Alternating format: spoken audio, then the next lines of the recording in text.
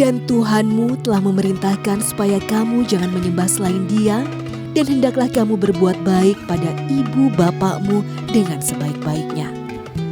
Jika salah seorang di antara keduanya atau kedua-duanya sampai berumur lanjut dalam pemeliharaanmu, maka sekali-kali janganlah kamu mengatakan kepada keduanya perkataan A. Dan janganlah kamu membentak mereka, dan ucapkanlah kepada mereka perkataan yang mulia. Quran Surat Al-Isra ayat 23.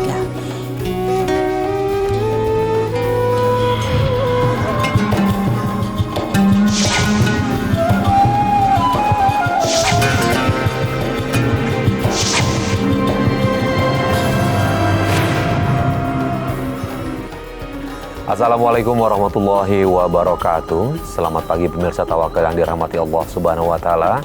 Saya Farid Hasan kembali menjumpai Anda. Dan pemirsa di studio alhamdulillah sudah bersama kami Pak Ustadz Muhammad Bukhari Muslim. Assalamualaikum Pak Ustadz. Waalaikumsalam warahmatullahi wabarakatuh. Ya, terima kasih Pak Ustadz sudah hadir di Sama-sama, Tawakal. Dan pemirsa, selain Ustadz Bukhari Muslim, ada juga narasumber kita bernama Mas Aji. Assalamualaikum Mas Aji. Waalaikumsalam warahmatullahi wabarakatuh. Oke, langsung saja Pak Ustadz dan pemirsa di rumah, kita langsung bertanya dengan Mas Haji. Mas Haji punya masalah hidup seperti apa? Mas Haji datang ke Tawakal mau bercerita tentang apa? Awal mualanya apa? Saya yang lebih memilukan buat saya adalah masa kecil saya yang sangat sampai sekarang nggak bisa melupakan sakit hati terhadap ayah tiri saya. Sakit hati terhadap ayah tiri, ada kaitannya dengan perlakuan Mas Haji setelah dewasa seperti ini? Ada. Ada kaitannya. Oke, kalau gitu boleh diceritakan apa yang Mas Haji alami dari saat masa kecil itu? Masa kecil saya itu ayah saya itu temperamen, sangat temperamen. Dia tuh Ini yang ayah kandung, ayah tiri, mohon maaf. yang ayah tiri, ayah kandung saya meninggal Di usia? semasa saya masih bayi. Masih bayi. Iya. Kemudian akhirnya ibu saya menikah lagi dengan ayah tiri yang sangat temperamen. Ya. Apa aja yang dia lakukan ke Mas Haji? Sangat membedakan antara adik yang setelah menikah dengan ibu saya menikah. Nah, saya dan adik saya itu sangat jauh berbeda. Oke, jadi pilih kasih gitu. Ke Mas Haji dia kasar, sementara ke adik tidak gitu. Kurang Betul. lebih seperti itu. Oke, Pak Ustadz, ini Mas Haji punya masalah dengan ayah tirinya yang memperlakukan beda dengan adiknya dia, dan juga berlaku kasar nih sama Mas Haji. Lalu kedudukan ayah tiri di dalam Islam itu seperti apa, Pak Ustadz? Baik, pemirsa yang dirahmati oleh Allah, Mas Aji ini mengalami kekerasan oleh ayah tiri. Di dalam syariat, ayah tiri ini sebetulnya memang bukan ayah biologis. Berbeda. Hak dan kewajibannya juga berbeda. Seorang anak masih kecil yang wajib memberikan nafkah lahir dan batin itu adalah ayah aslinya. Ayah dengan nasab. Sedangkan ayah tiri itu bukan ayah nasab. Untuk pendidikan, untuk nafkah, untuk makan, untuk biaya sekolah, ya tetap kepada ayah aslinya. Kalau seorang ibu kemudian menikah lagi, punya anak karena dia bawa anak dari suami pertamanya, ya karena ini keluarga baru. Tetapi Mas Farid yang pemirsa yang dirahmati oleh Allah, ada sebuah kisah menarik. Ini terjadi kepada Rasulullah Shallallahu Alaihi Wasallam, yaitu Rasulullah ketika mau menikah dengan Ummu Salamah. Ummu Salamah ini seorang janda sudah punya anak. Ketika beliau itu mau menikah dengan Ummu Salamah, beliau itu mengatakan sebuah kalimat yang sangat indah, yang saya kira kita harus belajar meniru beliau. Seandainya kita nanti mempunyai anak tiri, beliau mengatakan anak-anakmu adalah anak-anakku. Sehingga pernah terjadi sebuah peristiwa, salah satu dari anaknya Ummu Salamah namanya Umar. Umar itu masih kecil, mungkin seumuran Mas Aji masih kecil nih, mungkin 3 tahun atau 2 tahun gitu kira-kira, atau ini masih bayi.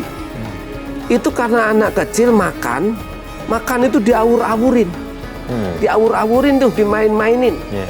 Padahal ini adalah anak tiri Rasulullah Shallallahu Alaihi Wasallam.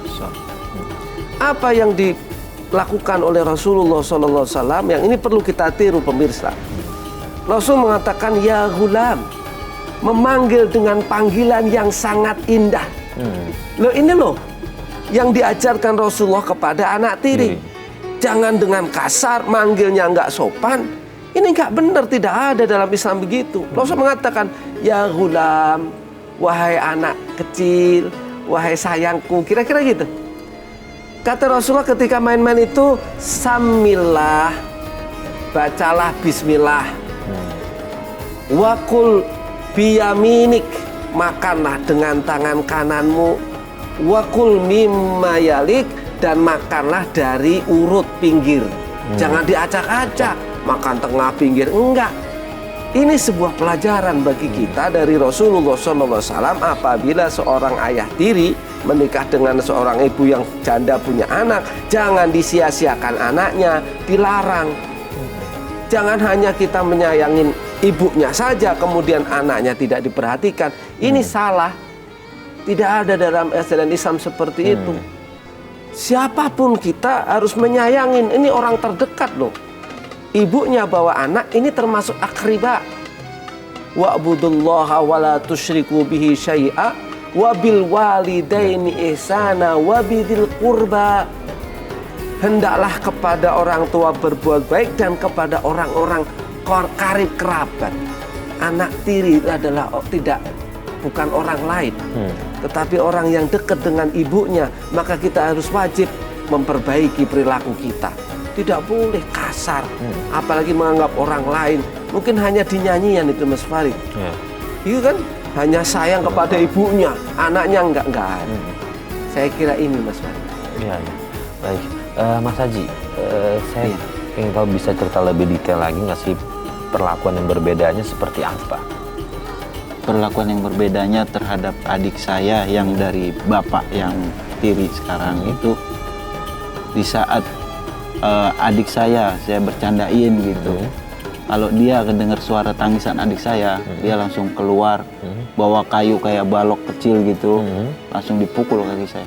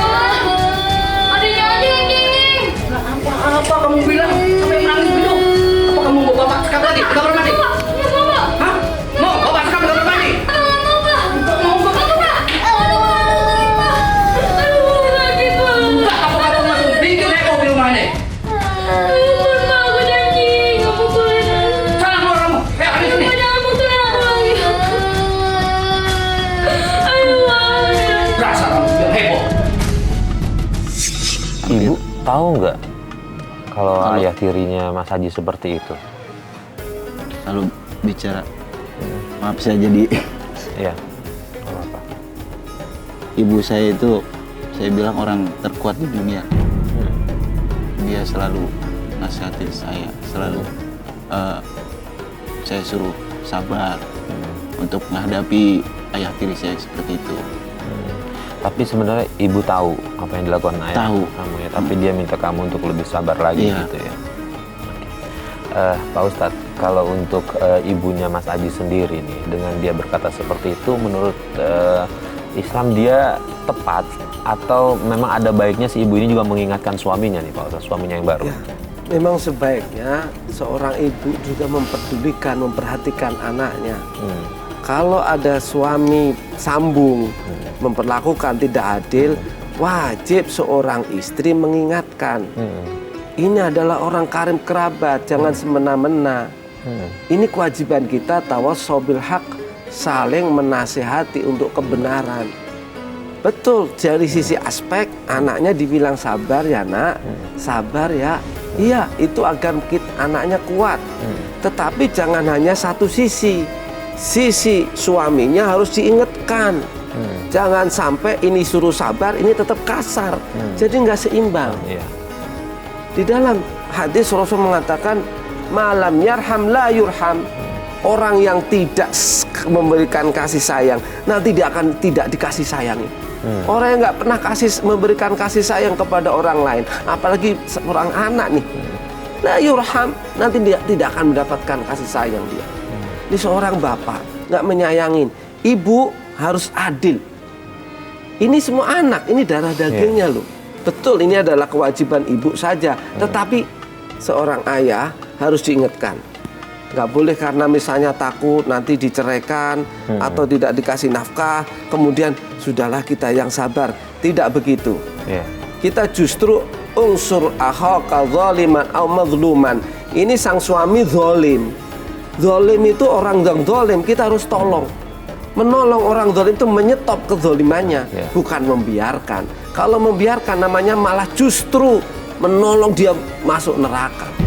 Mas Haji, Mas Haji udah berapa lama diperlakukan kasar sama ayah tiri? Dari semenjak usia 7 tahun mau SMP sampai SMP lah. Sampai ke SMP itu Mas Haji udah pernah nanya belum sih, kenapa kok ayah melakukan ini ke saya? Sebabnya apa? Ya, saya dikatakan saya anak pembawa sial. Saya dibilang ya istilahnya ya kayak bajingan gitu, bahasa kasarnya gitu. Seperti itu. Sampai istilahnya pembawa malapetaka gitu. Oke, dari mana dia bisa ngambil kesimpulan bahwa sial? Ada nggak pemicunya apa gitu? Pemicunya ya sebenarnya dia memang benci aja sama saya. Dia benci aja. Benci. Kalau saya lihat memang dia benci terhadap saya. Oke, Pak Ustadz, dia memutuskan untuk menikahi seorang janda yang membawa anak. Lalu kemudian dia hanya mohon maaf menikahi istrinya saja, tapi tidak merawat anaknya nih Pak Ustadz. Iya. Ini kan tadi ceritanya beliau ini yatim nih. Iya. Loh, perintahnya Allah itu kepada orang yatim harus kita sayangi. Sudahlah, kalau misalnya nggak mau melihat ibunya, bukankah orang yatim dimanapun itu adalah wajib kita sayangin? Bahkan Rasulullah SAW mengatakan, ana wa kafilul yatim. Saya, kata Rasulullah, dengan orang yang menanggung kehidupan orang yatim, orang yang menyayangi anak yatim, yang mengasuh anak yatim, hakata. Seperti begini nanti di hari kiamat. Maksudnya apa? Dekat. Antara jari ibu, jari tengah ini dekat. Rasul mengatakan nanti hari kiamat seperti ini. Itu artinya apa? Orang yang menyayangi anak yatim bersama Rasulullah dekat nanti di surga. Loh, ini apalagi ibunya sudah dinikahin, anaknya nggak disayangin, dianggap membawa malapetaka. Nggak ada. Nggak ada disyariatkan kita mengatakan anak itu membawa malapetaka, nggak ada. Justru Allah kasih rahmat kalau ketika kita ada anak yatim. Bahkan rumah kalau dihuni anak yatim itu betul penuh dengan keberkahan. Malah ini sebaliknya, wal'iyadzubillah. Maka dari itu pemirsa, kalau ada ayah tiri melakukan demikian, kita harus hentikan. Wahai ayah-ayah, wahai suami-suami yang menikahin janda-janda, jangan perlakukan tidak adil. Jangan hanya mengambil istrinya, mengambil ibunya, tapi tidak peduli dengan anak-anaknya. Ini sebuah kezaliman. Itu Mas Farid. Ya, kenapa dari awal tidak berpikir gitu, mindsetnya diubah, ada anak yatim yang dia harus rawat ya Pak Ustadz? Betul, anak yatim. Nggak usah misalnya, nggak usah menikahi ibunya, menyayangi anak yatim, itu sudah pintu untuk masuk surga. Perbaikilah anak, nanti kita akan diperbaiki perlakuan. Mas Haji, tadi Mas Haji bilang katanya memberi nafkah juga kadang-kadang ya? Iya. Betul ya gitu. Betul. Ya? Nah, lalu kemudian untuk memenuhi kebutuhan sehari-hari itu dari mana ya Ibu? Ibu juga kan sambil bekerja. Bekerja kadang, juga? Iya, sambil dagang. Ya, dia sambil usaha untuk membantu kekurangan untuk makan. Kekurangan untuk makan. Iya, begitu. Nah, terus perlakuan ayah tirinya Mas Haji ke Ibu gimana? Kasar juga kah atau tidak?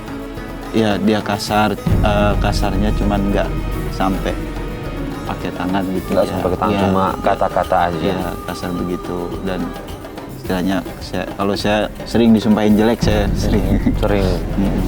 Kemudian di saat pas di suatu saat masak-masak dengan ibu pas malam takbiran itu, ibu ikut takbiran, saya ikut takbiran, tiba-tiba dia marah langsung, udah dibilang suruh diem, ibu saya kan namanya takbiran kan mungkin berpahala gitu ya, disuruh diem tetap aja takbiran, akhirnya itu masakan ditendang semua itu.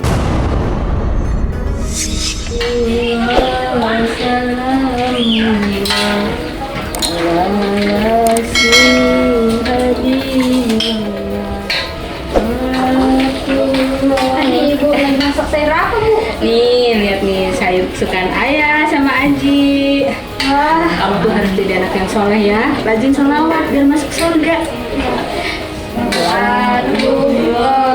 Salamullah ala toha rasul. Masak itu kan nggak harus pakai berisik kan?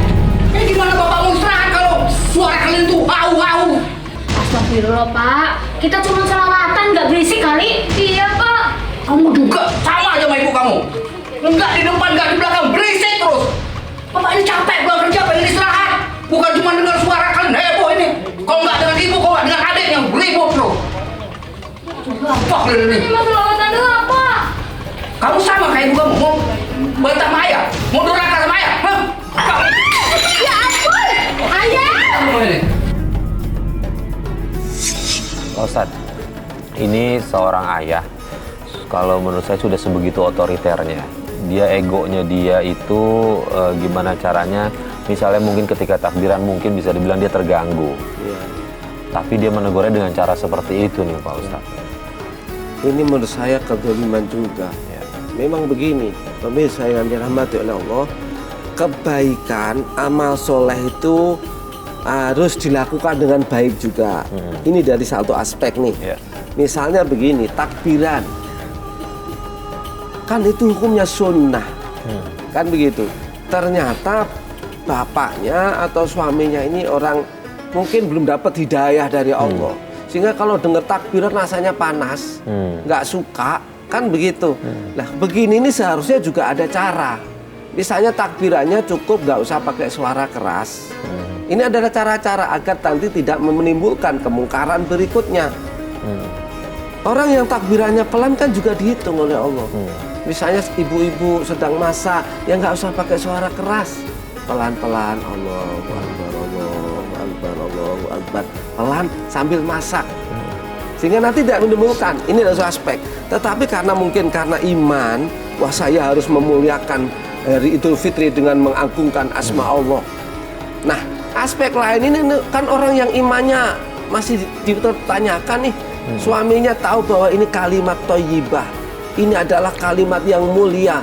Tahmid, takbir, tahlil. Kok nggak senang? Ini aneh juga.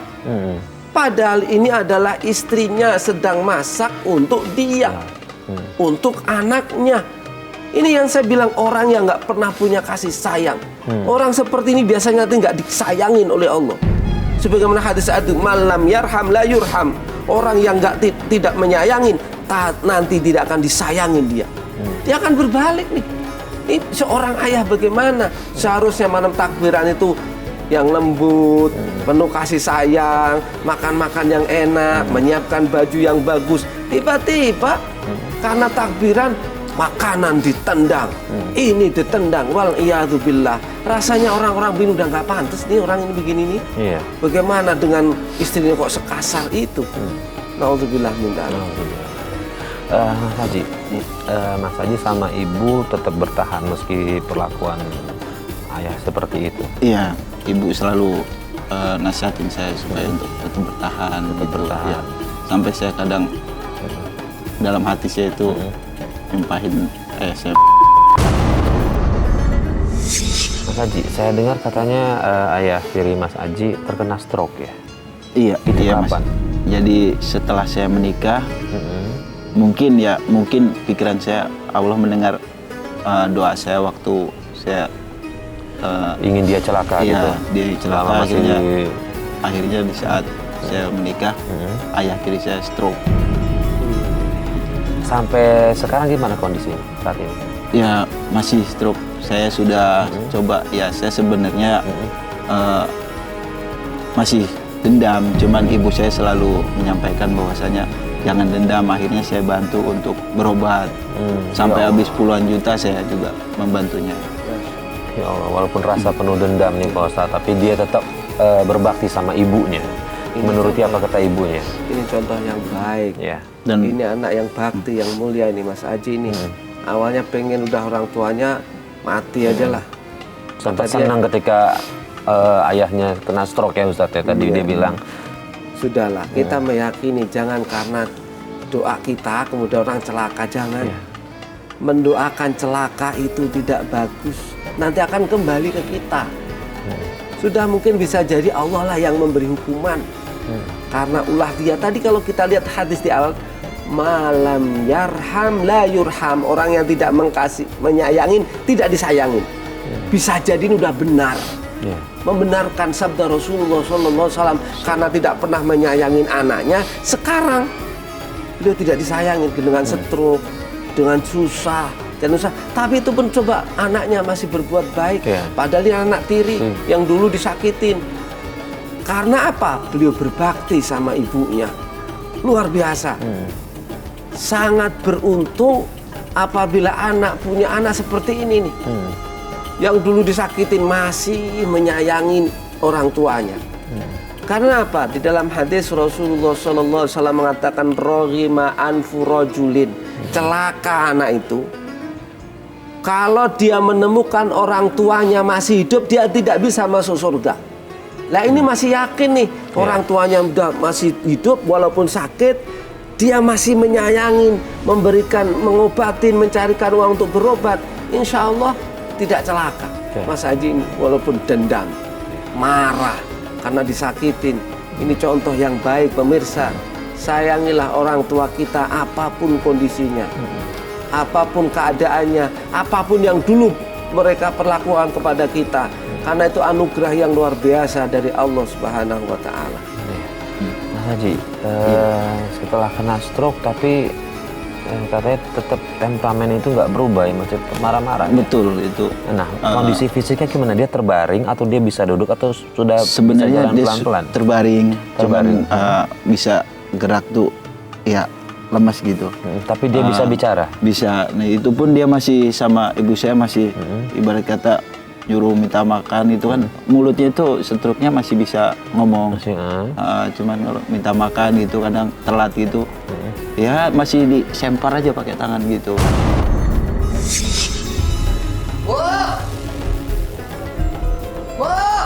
Iya Pak, bentar. Kenapa sih? Bapak sudah lapar, Bu. Ibu kemana? Ngapain di dapur kok? Itu sudah jam berapa, Bu? Lapar, Bu. Iya.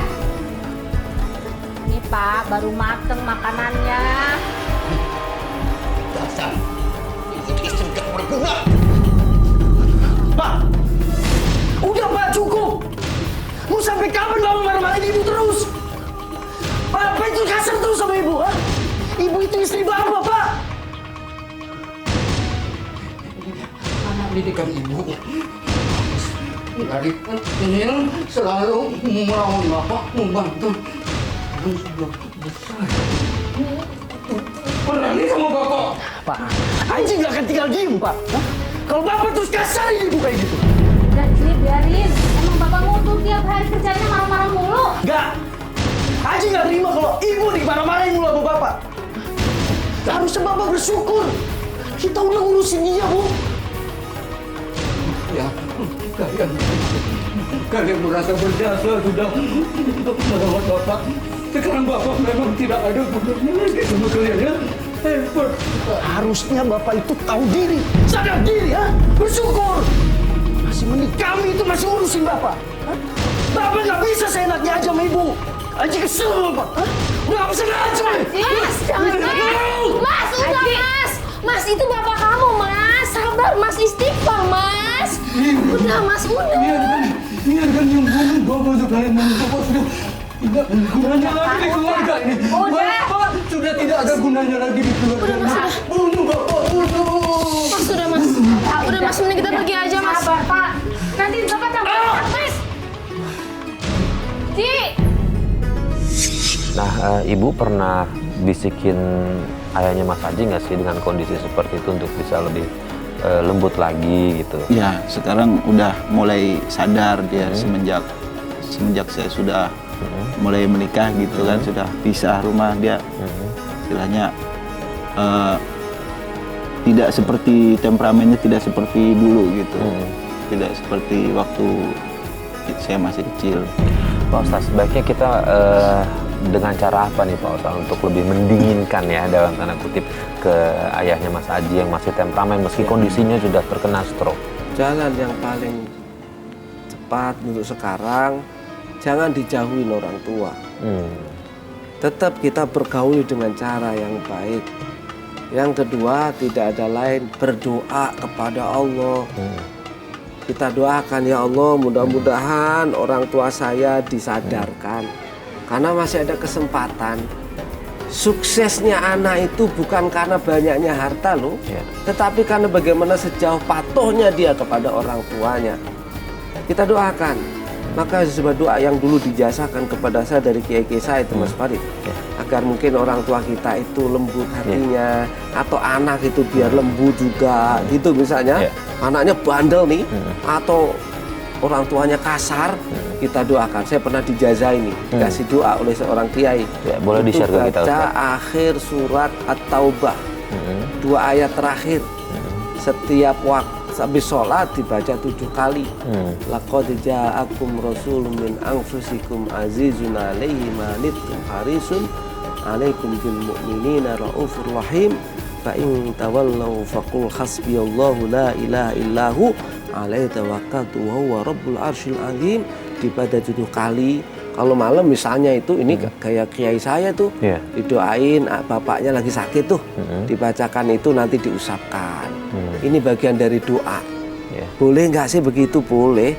Namanya tawassul bi a'malis sholihah. Kita menggunakan bacaan Quran untuk meniatkan sesuatu yang kita inginkan agar bapaknya itu baik, bapaknya lembut. Salah satunya doa. Jadi yang pertama dideketin, didoain, jangan bosen-bosen. Jangan malah tadi itu menolak makanan, jangan malah dimarahin. Begitu. Ginilah, kita yakin Allah yang berhak menghukum itu Allah, bukan kita. Kewajiban kita tetap gitu ya Mas Haji ya. Sudahlah dulu, mungkin kalau dibilang mungkin ini hukuman Allah lah kira-kira. Tapi kita nggak perlu pantas kita ngomong ini balasan Allah ini karena dulu kasar, nggak perlu kita omongin. Kita kewajiban kita berbuat baik. Itu Mas Farid. Tadi surat At-Taubah 2 ayat terakhir ya Pak Ustadz ya? Mas Haji, kan tadi katanya sudah berkeluarga ya? Istri tahu tapi kondisi ayah tirinya Mas Haji seperti itu? Tahu, saya cerita ke istri, ya istri dia tahu. Memaklumi itu semua. Mas Haji udah punya anak? Belum sampai sekarang. Sampai sekarang belum punya anak? Ya, saya pengen nanya ke Pak Ustadz. Boleh. Mohon maaf Pak Ustadz, apakah kira-kira apa karena posisi saya mendoakan jelek ke ayah tiri saya, jadi saya sampai sekarang kena karma atau bagaimana menurut saya? Itu kira-kira. Ini aja, kita nggak usah percaya dengan karma, semuanya dari Allah sudah. Sudah itu aja, selesai. Jangan sampai nanti kita kaitkan bahwa saya dulu pernah mendoakan buruk kepada orang tua, sekarang berakibat. Kita nggak usah yakinin. Pertama berobat. Sudah datang ke dokter apa belum? Ini secara klinis harus dijalankan. Kan sekarang udah maju nih. Nanti kalau sudah klinisnya bagus, sambil berdoa kepada Allah, terus berdoa. Berdoa, ya Allah, anak itu anugerah dari Allah. Bahasanya titipan. Kalau Allah nanti percaya menitipkan, akan dititipkan. Gitu. Tapi terus berusaha. Nanti misalnya begini, datanglah sama dokter. Apakah ada masalah pihak istri atau pihak Mas Haji? Tapi kalau nggak ada masalah, ya kita mohon kepada Allah. Begitu. Mohon kepada Allah. Kenapa? Dulu para nabi juga banyak yang lama punya anak. Tapi ketika Allah sudah takdirkan, semuanya itu akan gampang. Gitu. Walaupun nanti sebetulnya doa-doanya ada, berdoalah kepada Allah. Intinya berdoa sih. Bahasa Indonesia, bahasa Sunda, bahasa Jawa boleh. Mohon, ya Allah, kok saya pengen punya anak, ya Allah, pengen punya anak, begitu. Karena yang berhak memberikan siapa? Allah. Kalau kita melihat dulu nabi-nabi dulu, misalnya ketika Ali Imran itu nggak punya anak, Nabi Zakaria nggak punya anak, sampai ngomong saya sudah tua ya Allah, umur saya begini, bagaimana saya pengen punya anak, tapi Allah takdirkan. Nggak ada yang susah bagi Allah. Idza arada ayyakuna kun fayakun. Apabila Allah berkehendak, Allah akan takdirkan. Kita perbaiki iman kita ini, amal kita kepada Allah perbaiki sambil minta kepada Allah. Nggak usah dikaitkan dengannya ibu bapaknya, nggak usah lah. Artinya kita nggak boleh mengaitkan dengan apa yang kita lakukan masa lalu, Pak Ustadz. Ya gini aja, kalau untuk pribadi kita ngomong ya Allah, ini dosa saya ya Allah, ini kesalahan saya, itu boleh. Kita ngomong ngaku ini dosa saya Allah. Kita ngomong ya Allah, jangan kau hukum saya karena dosa saya ya Allah, ampunin. Nah itu lebih baik. Begitu. Dan nggak perlu diceritakan banyak kepada orang. Ditutuplah sudah. Begitu. Nanti nyari lagi saya begini, nggak usah. Ditutup aja. Insya Allah akan baik. Insya Allah. Nah Mas Haji, jadi Mas Haji nggak punya alasan lagi nih untuk selalu menyalahkan apa yang Mas Haji lakukan. Menyadari iya, tapi selalu menyalahkan jangan.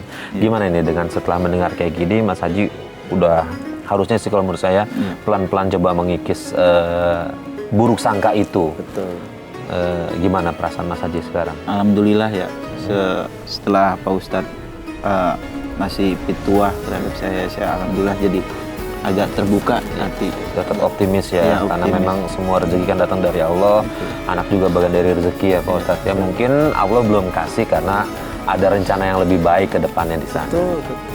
Nah Pak Ustadz, untuk Mas Haji sendiri nih Pak Ustadz, untuk dia tetap mengukuhkan dirinya, biar tetap kokoh lah, yakin di jalan istiqomah gitu, di jalan Allah, apa yang harus Mas Haji lakukan? Pertama, Mas Haji jangan tinggalkan sholat. Sholat 5 waktu jangan ditinggalkan. Ini adalah kunci. Orang kalau sholatnya baik, yang lain baik. Tapi kalau sholatnya itu nggak baik, yang lain mesti kurang. Karena ukurannya adalah sholat. Yang kedua, doakan orang tua. Bagian dari agar nyambung hati kita dengan orang tua itu kita mendoakan. Minimal kita baca Rabbil firli wali walidayya warhamhuma kama rabbayani shaghira. Ampunin saya, ampunin orang tua saya, kasihani orang tua. Apalagi ibu dan bapak lah kita sayang, kita kasih, kita doakan. Untuk apa? Sebagaimana mereka itu menyayangi kita dari kecil kok. Kita bisa gede, Mas Haji bisa gede dari siapa? Orang tua yang dulu kita lahir nggak punya baju. Kita bisa berak di kasur, kencing di kasur. Siapa yang ngurusin? Tadi sejahat-jahatnya, misalnya ayah ini jahat, saya yakin ada kebaikan. Nggak mungkin orang itu 100% jahat, tidak. Pastilah ada kebaikan. Tidak langsung ibunya disayangin, itu kebaikan. Itu Mas Fadil. Oke, baik, terima kasih Pak Ustadz atas semua nasihatnya. Mas Haji insya Allah bisa segera diamalkan apa yang tadi Pak Ustadz sampaikan. Dan saya sih berdoa biar rumah tangganya Mas Haji berjalan lancar, apalagi untuk ayah sama ibunya Mas Haji juga baik.